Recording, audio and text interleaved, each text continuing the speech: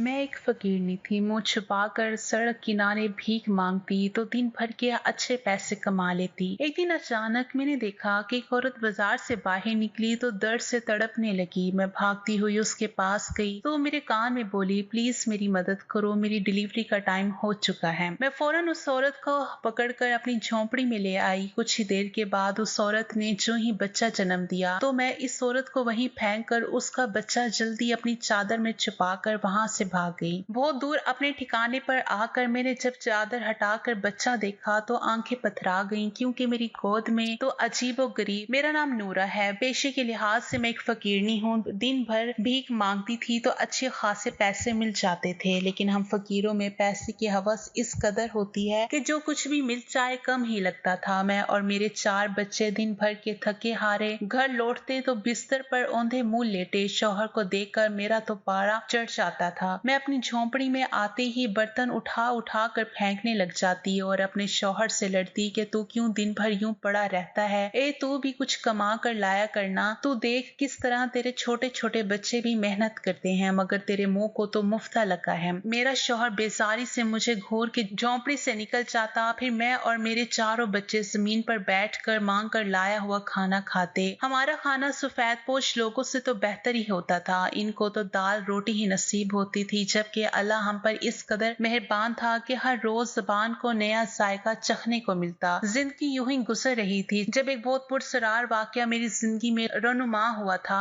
एक दिन मैं मामूल के मुताबिक मुंह छुपाकर भीख मांग रही थी जब मेरी नजर बाजार से निकली हुई औरत पर पड़ी। वो औरत दर्द से तड़पने लगी थी। मैं फौरन भागती हुई उसके पास गई तो वो मेरे कान में बोली, प्लीज प्लीज मेरी मदद करो, मेरी डिलीवरी का टाइम हो चुका है। मैं फौरन उस औरत को पकड़कर अपनी झोंपड़ी में लेकर आई, जो शहर के बीचों बीच में ही थी, जहां मैं अपने बच्चों के साथ मिलकर इनसे इनके आधे दिन की कमाई लेकर इन्हें फिर से भीख मांगने के लिए भेज देती थी। कुछ ही देर के बाद उस औरत ने बच्चे को जन्म दे दिया तो मैं लालच में आ गई थी। मैंने उस औरत को वहीं फेंक कर उसका बच्चा जल्दी से अपनी चादर में छिपा लिया और वहां से भाग गई थी। मुझे नहीं मालूम था कि वो औरत मुझे जिंदगी में दोबारा कभी मिलेगी भी या नहीं, लेकिन फिर मेरे साथ कुछ ऐसा हुआ था कि मेरी सारी जिंदगी यकसर बदल कर ही रह गई थी। उस दिन मैं अपने बच्चों को बाजार में छोड़कर बहुत दूर अपने ठिकाने पर आ गई थी। अपनी झोंपड़ी में आकर मैंने जब चादर हटाकर बच्चा देखा तो आंखें पथरा गई थी, क्योंकि मेरी गोद में तो अजीबोगरीब बच्चा रो रहा था। मैंने उस बच्चे को देखकर खौफ से चीख मार दी थी। मेरा शौहर वो भागता हुआ मेरे पास आया और बोला, क्या हुआ है? मगर जब उसने मेरी गोद में पड़े हुए बच्चे को देखा तो बोले, अरे कमबख्त, ये तो क्या उठा कर ले आई है। मैं खुद हैरत ज़दा सी बैठी हुई थी। मैंने अपने शौहर को खामोश रहने का इशारा किया और उस बच्चे को चादर में छुपाकर झोंपड़ियों के पीछे की जानिब बने कूड़े के ढेर पर इस अजीबो गरीब बच्चे को फेंक आई थी। मेरा शौहर मेरी सारी कार्रवाई देखकर खामोश ही रहा था। फिर मैंने अपने शौहर को बाजार से बच्चे लेने के लिए भेज दिया था। मेरे शौहर के जाने के बाद मैंने झोंपड़ी में झाड़ू लगाया और इधर उधर के काम करके अपने जहन से इस बच्चे के ख्याल को झटकने की कोशिश करने लगी। शाम में हम सब ने बच्चों को लाया हुआ खाना खाया और सोने के लिए लेट गए। आज कुत्ते बहुत जोर शोर से भौंक रहे थे। कुत्तों के भौंकने की आवाज से मैं कांप उठी थी। मेरा ज़मीर मुझे मलामत कर रहा था कि अब कुछ देर में ये कुत्ते बच्चे को चीर फाड़ डालेंगे। मैं बड़ी मुस्तरिब सी लेटी हुई थी जब मेरा शौहर बोला, ए नूरा, हम फकीर लोग हैं, लोगों को दुआ देकर पैसे लेते हैं। हम कब से इतने जालिम हो गए कि लोगों से इनके बच्चे छीनकर कुत्तों के सामने डाल दें। मोचू की बात सुनकर मैं कांप उठी थी। मैं जल्दी से चटाई से उठी और बड़ा सा डंडा उठाकर बाहर की जानिब भागी। मोचू भी मेरे पीछे ही आया था। इसने भी हाथ में कुत्तों को भगाने के लिए मोटा सा डंडा पकड़ा हुआ था। हम जल्दी से झोंपड़ियों के पीछे भागे थे। मैंने जल्दी से आगे बढ़कर इस बच्चे को उठा लिया था। अल्लाह का लाख लाख शुक्र था कि वो बच्चा बिल्कुल महफूज रहा था, उसे खरोच तक नहीं आई थी। मैं उस बच्चे को झोंपड़ी में ले आई। मैंने उसे नहलाया धुलाया, मोटे से कपड़े में लपेट कर अपने साथ लिटा लिया था। वो भूख की शिद्दत से रोने लगा तो मैं उसकी रजाई माँ बन गई। वो बच्चा कमजोर सा था, उसकी रीढ़ की हड्डी में बहुत वाज़ेह खम था, यानी कि वो बच्चा पैदाइशी कुबरा था। उसका छोटा सा सर था, अंदर को धसी हुई आंखें और बड़ा सा नाक था। मोजू बच्चे को देखकर हंस पड़ा और बोला, नूरा, तुझे पूरी दुनिया से यही बच्चा चुराना था क्या? फिर खामोशी रही। सुबह हुई तो मैंने आस पास की झोंपड़ियों में ऐलान कर दिया था कि मेरे यहाँ बच्चे की पैदाइश हुई। हमारे यहाँ बच्चा होना कोई अनोखी बात नहीं समझी जाती थी, क्योंकि हर झोंपड़ी में आए दिन कोई ना कोई बच्चा जरूर जन्म ले रहा होता था। एक एक हफ्ते में मैंने इस नन्हे बच्चे की खूब देखभाल की। फिर जब वो जरा बेहतर हुआ तो मैं उसे अपने साथ ले जाकर भीख मांगने लगी थी। मगर ये देखकर तो मेरी तो हैरत की इंतहा ही ना रही थी कि लोग इस कुबरे बच्चे को मेरी गोद में देकर मुझे दुगनी खैरात देकर जाते थे। ये दौर ऐसा है कि इसमें डर बिकता है। लोग इस अजीब और गरीब बच्चे को देखकर डर जाते थे और अपने बच्चों का सदका भी हमें थमा चाहते थे। 2 दिन में ही मेरी कमाई मेरे चारों बच्चों की निस्बत ज्यादा हो गई थी। मैंने इस बच्चे का नाम लकी रख दिया। लकी लफ्ज हम फकीरों में बड़ा आम था। हम हर बख्तवार चीज को लकी कहते थे। मेरा शौहर भी मेरी दुगनी कमाई से बड़ा खुश था, मगर मुझे अंदर ही अंदर एक बेसुकूनी ने अपने हसार में लिया हुआ था। मुझे यही डर था कि कहीं इस बच्चे की असली माँ मुझे देख ना ले। मुझसे वो अपना बच्चा तो छीन ही लेती और मुझे जेल भी करवा देती। लेकिन मुझे क्या मालूम था कि कुदरत ने इस बच्चे के लिए कुछ और ही सोच रखा है। हुआ यूं कि मैंने मौजू से कहकर शहर बदल लिया। वो मेरी बात मानने के हक में नहीं था, मगर फिर मेरे इसरार के आगे इसने हथियार डाल दिए। हमने उस शहर के पास ही हिजरत कर ली थी। हमने दूसरी जगह फकीरों की झोंपड़ियों के पास अपनी झोंपड़ी लगा ली थी। हम लोग सादा से होते हैं, जल्द ही नए लोगों में घुल मिल जाते हैं। मेरे बच्चे भी वहाँ के बच्चों के साथ घुल मिल गए थे। वहाँ की औरतें लकी को देखकर बड़ी हकारत अमेज बातें करती थी, तो मेरा दिल बहुत दुखता था। फकत एक ऐसी फकीरनी थी जो मेरे लकी के मुतालिक कोई बेहुदा बात नहीं करती थी। वो कौसर नामी फकीरनी अपनी माँ के साथ अपनी झोंपड़ी में रहती थी। कौसर मेरे पास आकर बैठ जाती और बड़ी अजीबो गरीब नजरों से लकी को देखती रहती थी। वो मुझसे लकी के मुतालिक ढेरों सवालात पूछती तो मैं चौंक उठती थी। मुझे कौसर पर शक हो गया था। वो लकी को बड़ी ललचाई हुई नजरों से देखती थी। शायद मेरी दुगनी आमदनी देखकर इसकी राल टपकने लगी थी। मैंने मौजू से अपने डर का इजहार किया तो वो बड़ी देर तक हंसता रहा। वो बोला, तू लकी को ऐसे छुपा छुपा कर फिरती है जैसे ये सोने की कान हो। मैं अब कौसर से ज्यादा बातचीत नहीं करती थी। मैंने उसको एक दिन बताया कि कौसर मेरा लकी मुझसे बहुत ज्यादा करीब है। ये तो मेरे अलावा किसी के हाथ से कुछ खाता भी नहीं है। अगर कोई इससे मुझसे छीन कर ले गया ना तो ये मर ही जाएगा। कौसर एकदम से कांप उठी थी। मुझे इससे बड़ा खतरा महसूस होता था। मुझे लगता था कि वो मुझसे मेरा लकी छीन कर ले जाएगी। इसलिए मैं उसको ऐसी बातें करती रहती थी कि लकी मेरे बगैर नहीं रह पाएगा। एक शाम अचानक ही लकी की हालत बहुत खराब हो गई थी। उसे शदीद बुखार ने आ लिया था। मौजू तो भीख मांगने गया हुआ था। मैं बहुत परेशानी की हालत में घिरी हुई थी। तब कौसर लकी के रोने की आवाज सुनकर मेरे पास आई और पूछने लगी, ये क्या हुआ है इस बच्चे को? पहले जब लकी की बीमारी का बताया तो वो बहुत परेशान हो गई। वो बोली, मैं अभी इसके लिए दवाई लेकर आती हूँ। वो मेडिकल स्टोर से सिरप ले आई। मैंने वो सिरप लकी को दिया तो वो सो गया। कौसर मेरे पास ही जमीन पर बैठ गई थी और बोली, औलाद इंसान को कितनी प्यारी होती है ना? मैं बोली, हाँ, तुम्हें कैसे पता? तुम तो कुंवारी हो। अभी वो बोली, नहीं, कुंवारी नहीं हूँ। मैंने पैसे की खातिर अपनी कोख बेचने के लिए शादी की थी। बच्चा जिनकर मुझे पैसे तो मिल गए, मगर मेरा बच्चा मेरे पास नहीं रहा। इसलिए तो मैं तुम्हारे लकी से बहुत प्यार करती हूँ। मैं हैरत से कौसर की जानिब तकती रही। मैं बोली, ये क्या बात हुई? तुम मुझे खुलकर सारी बातें बताओ। वो बोली, फिर कभी बताऊंगी। इतना कहकर वो रोती हुई मेरी झोंपड़ी से निकल गई थी। मैंने लकी को देखा तो वो काफी बेहतर महसूस कर रहा था। मुझे कौसर पर शक नहीं रहा था। मैं समझ गई थी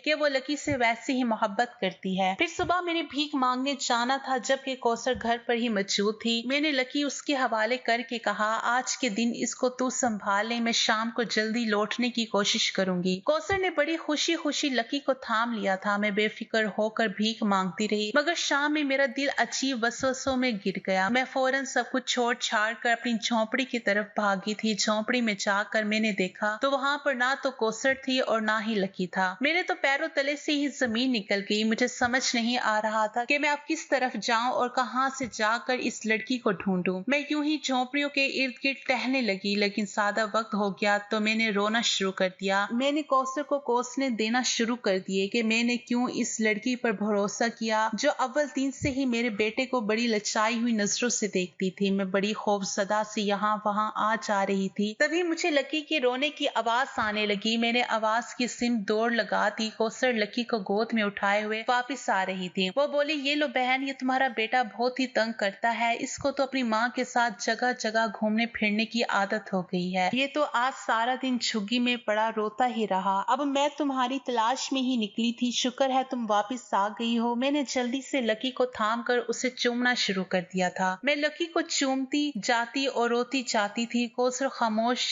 सी अपनी झोंपड़ी में चली गई थी। मुझे याद आया कि मैंने तो कौसर का शुक्रिया अदा नहीं किया। मैं जैसे ही इसकी झोंपड़ी के पास गई, मुझे सिसकियों की आवाज आने लगी। मैंने जल्दी से झोंपड़ी का पर्दा उठाया और अंदर दाखिल हो गई। मैंने कौसर से कहा, आज तो तुम मुझे अपनी दास्तान सुना ही दो, आखिर तुम्हारे बच्चे के साथ हुआ क्या था। कौसर बोली, हम भी बेहकारी हैं, जिन भीख मांग कर 2 वक्त की रोटी तो खा सकते हैं मगर किसी दर्द बीमारी का इलाज नहीं करवा सकते। हुआ यूं कि मेरे बाप को कैंसर हो गया। हमारे पास इलाज के लिए पैसे नहीं थे। भीख के पैसों से तो अब्बा का इलाज नामुमकिन था। फिर एक दिन अम्मा न जाने कहां से आई थी, बहुत खुश थी। वो मुझसे लिपट कर बोली कि कौसर, अल्लाह ने हमारी सुन ली है। तुम्हारे बाप की इलाज के लिए अल्लाह ने तुम्हें वसीला बना लिया है। मैं हैरत ज़दा से अम्मी को देखती रह गई। मैंने पूछा कि आप क्या कह रही हो। अम्मा बोली, आज मैं जब एक दूर दराज कोठी में खैरात मांगने गई तो वहाँ की बड़ी बीबी ने मुझसे कहा कि इन्हें अपनी शौहर की दूसरी शादी करवाने के लिए एक लड़की चाहिए। वह ऐसी लड़की चाहती है जो इन्हें पैसों की खातिर बच्चा पैदा करके दे दे, लेकिन जब बच्चा पैदा हो जाए तो इसके शौहर से तलाक लेकर चली जाए। इसी काम के लिए वो कोठी की मालकिन बहुत बड़ी रकम देने के लिए तैयार थी। अम्मा ने मुझे कुर्बानी का बकरा बनाकर मुझे बड़ी मालकिन के सुपुर्द कर दिया। मैं शादी करके हवेली चली गई थी। मालकिन बहुत खूबसूरत औरत थी मगर वो थी बड़ी सख्त, मुझसे बड़ी तलखी से पेश आती थी। उसने मुझको कहा कि मैं तुम्हें सिर्फ अपने शौहर का बच्चा पैदा करने के लिए लाई हूँ, मगर तुम जैसे ही वो बच्चा जन्म दोगी तो अपने पैसे लेकर यहाँ से चली जाना। इसके बाद कभी मुड़कर भी बच्चे का नाम मत लेना। मैं खुद कम उम्र लड़की थी, मुझे बच्चे की क्या जरूरत थी। मैंने तो सिर्फ अपने अब्बू की इलाज की खातिर ही इतनी बड़ी कुर्बानी दी थी। मेरा निकाह मालिक से हो गया। वो एक बड़ा ही रहमदिल पर अच्छा इंसान था। उन्होंने मेरा बहुत ख्याल रखा। आहिस्ता आहिस्ता मुझ पर हकीकत खुल गई कि मालिक अपनी जोजा के साथ सिर्फ मरवतन ही रह रहे थे। वो अपनी बीवी की हरकतों से बहुत ही तंग थे। मालकिन मालिक के सामने तो मुझसे बहुत अच्छी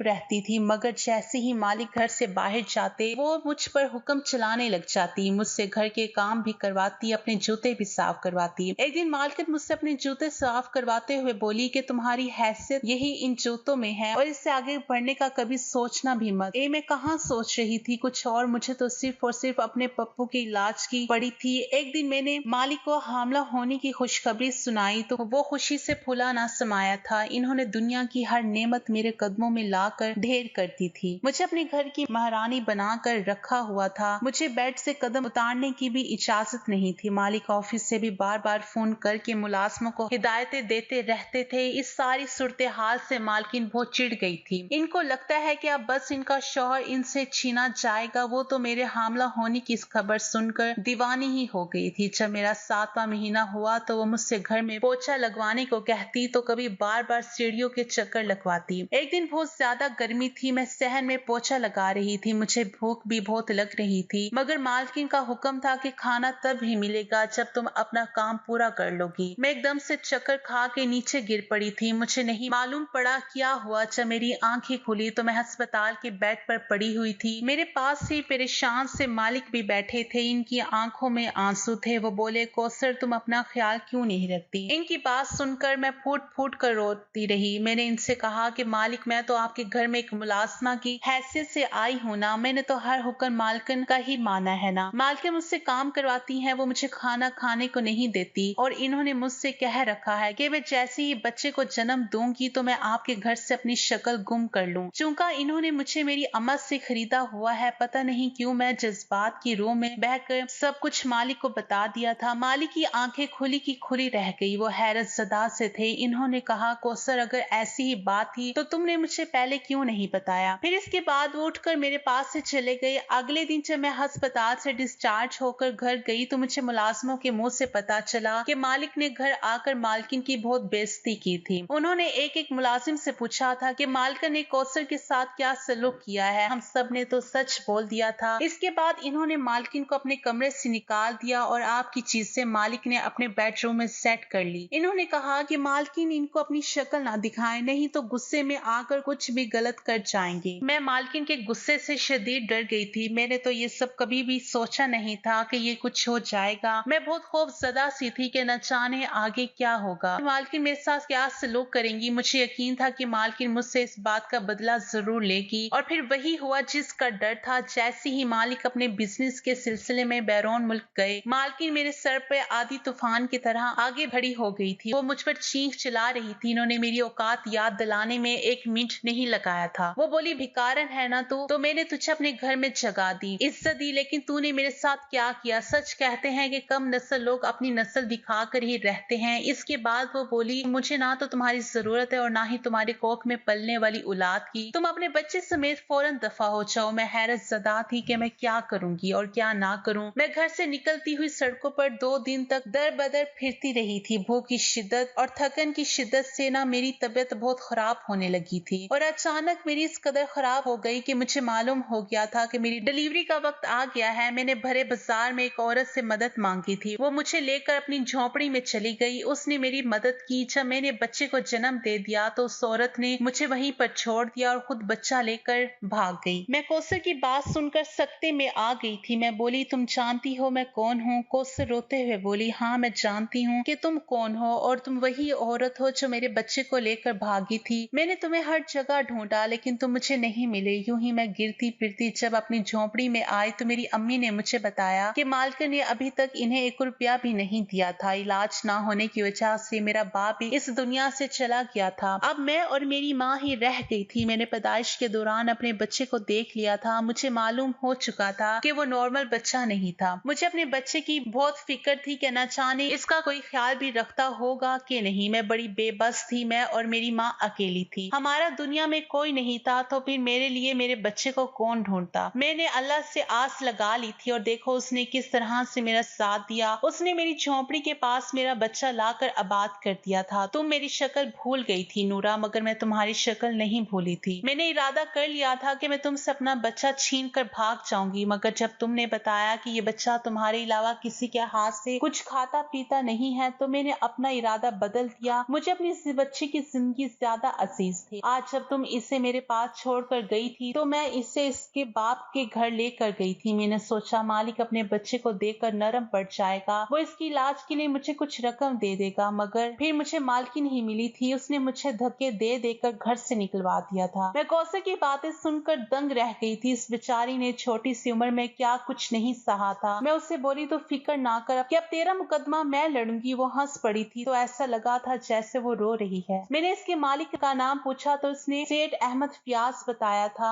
मैं जानती थी मुझे आगे क्या करना था। मैंने सेठ अहमद फयाज के ऑफिस की तलाश शुरू कर दी थी। मुझे ऑफिस ढूंढने में इतनी मुशक्कत नहीं करनी पड़ी थी जितनी ऑफिस में दाखिल होने के लिए करनी पड़ी थी। मुझे बेकारन को कोई ऑफिस में घुसने ही नहीं देता था। फिर मैं एक दिन सुबह सवेरे ही इस ऑफिस के बाहर जाकर खड़ी हो गई। मुझे मालूम था कि जो भी सबसे बड़ी गाड़ी में ऑफिस आएगा वही सेठ होगा। मेरा ये तुक्का चल गया। अब मुझे वही करना था जो मैं सोचे बैठी थी। जैसे ही सेठ अपनी गाड़ी से निकला मैं चिल्लाई, सेठ जी मैं आपकी बीवी कौसर का पता जानती हूँ। सेठ के चलते हुए कदम रुक गए थे। वो अपने मुहावजों के पहरे से निकलकर मुझ तक आया और मुझसे पूछा, तुम क्या जानती हो कौसर के मुतालिक? मैंने उससे कहा, सेठ ये सब आप उसके मुंह से ही सुनिएगा, आप ना मेरे साथ चलें। सेठ बिना सोचे समझे ही मेरे साथ चल पड़ा था। तो इसकी गाड़ी जब झोंपड़ियों के बाहर रुकी तो कौसर भी बाहर ही खड़ी थी। वो अपने मालिक को देखकर रोते हुए इसकी जानिब भागी थी। सेठ भी जल्दी से आगे बढ़ा था। कौसर बड़ी देर तक रोती रही थी। सेठ बोला, कौसर तुम मुझे छोड़कर अपने आशिक के साथ क्यों भाग गई थी? तुम्हें तलाक चाहिए थी तो मुझे बता देती ना। तब कौसर जोरों कतार रोने लगी। फिर इसने रोते रोते सारी कहानी सुना दी थी। सेठ ने अपने अजीबो गरीब बेटे को देखा तो इसके चेहरे पर शफकत ही शफकत बिखर गई थी। वो अपने बेटे को चूम चूम कर रोता रहा था। फिर सेठ कौसर और लकी को अपने साथ ले गया। मैं तन्हा रह गई थी। मैं अपनी लकी को याद कर करके रोती रहती थी। मेरा दिल किसी चीज में भी नहीं लगता था। यूं रोते धोते 1 हफ्ता गुजर चुका था जब सेठ और कौसर एक बड़ी सी कार में बैठकर मुझ तक आए थे। कौसर ने मुझे बताया कि वो अपनी अम्मी को लेने आई है। फिर कौसर ने बताया कि मालिक ने अपनी पहली बीवी को तलाक देकर घर से निकाल दिया है। मुझे बेइंतहा खुशी हुई थी। फिर मालिक मेरे पास आया और इसने मेरा शुक्रिया अदा किया कि मैंने इसके बच्चे का ख्याल भी रखा और इसकी बीवी भी इससे मिलवाती थी। फिर इसने नोटों का भरा एक बक्सा मुझे थमा कर बोला, ये एक छोटा सा तोहफा कबूल कर ले। मैं तो इस बक्से को देखकर ही दंग रह गई थी। मेरा लकी वाकई ही मेरे लिए बहुत लकी साबित हुआ था। मैंने भीख मांगना छोड़ दी है। मैंने इन पैसों से घर खरीदा है और अपने शौहर को कारोबार सेट करके दिया है। सेठ ने मुझे इतनी रकम दी थी कि मेरे साथ नस्लें भी बैठ कर खाती तो कम ना पड़ती। अब मैं लकी से अक्सर मिलने जाती हूँ। मुझसे मिलकर बहुत खुश होता है। तो नाज़रीन, ये थी आज की हमारी कहानी। वीडियो अगर पसंद आए है तो लाइक और शेयर जरूर कीजिएगा और हमारे चैनल को जरूर सब्सक्राइब कीजिएगा ताकि हर आने वाली वीडियो का नोटिफिकेशन बर वक्त आपको मिल सके। शुक्रिया।